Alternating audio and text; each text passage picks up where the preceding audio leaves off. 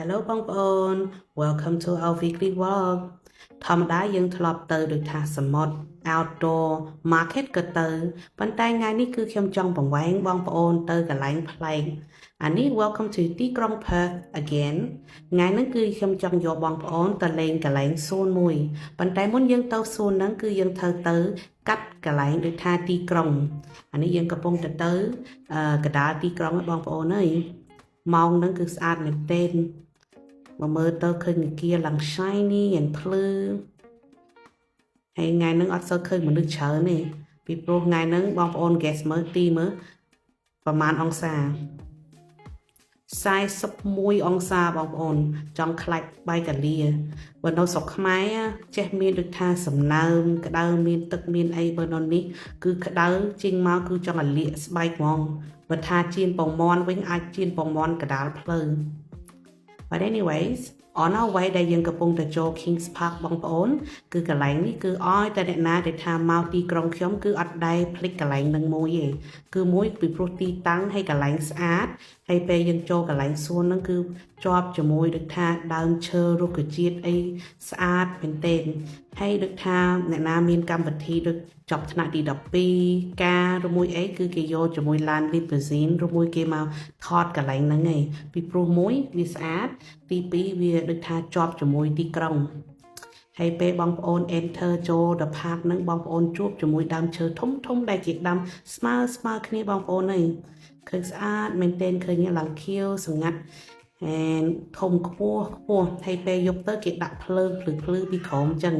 ដល់ពេលយើងមើលទៅឃើញអស្ចារ្យហ្មងហើយបើបងប្អូនមើលខាងស្វេតវាជាប់ជាមួយដូចថាទីក្រុង Perth and ក្នុងហ្នឹងគឺមានសំខាន់មួយគឺគេមានកន្លែង memorial កន្លែងគេដុតភ្លើងសម្រាប់បងប្អូនទាហានដែលគេថាមរណភាពបងប្អូននេះគេដាក់តាំងពី1914រហូតទៅ1916ដែលថាអូស្ត្រាលី join ជាមួយ war ហើយគេបានផុតទៅ3ឆ្នាំកន្លងហ្នឹងគឺតាំងពីហ្នឹងទៅគេអត់ដែរភ្លេចគេធ្វើអាហ្នឹងទុកមួយសម្រាប់ចងចាំ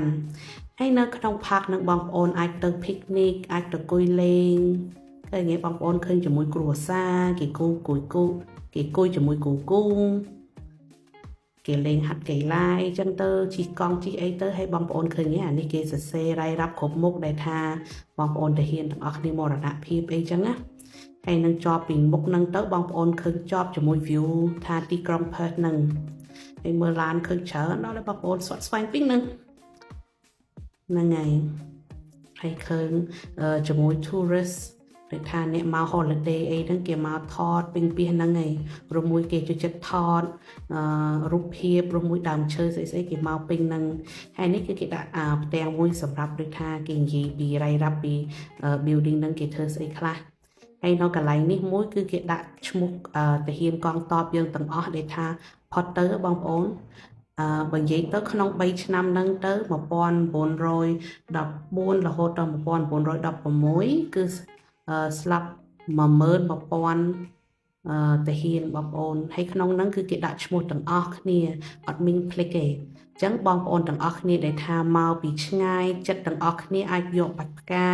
ឬមួយគេអាចនឹករលឹកឲ្យនៅគួយនឹងបងប្អូនដែលមកពីឆ្ងាយ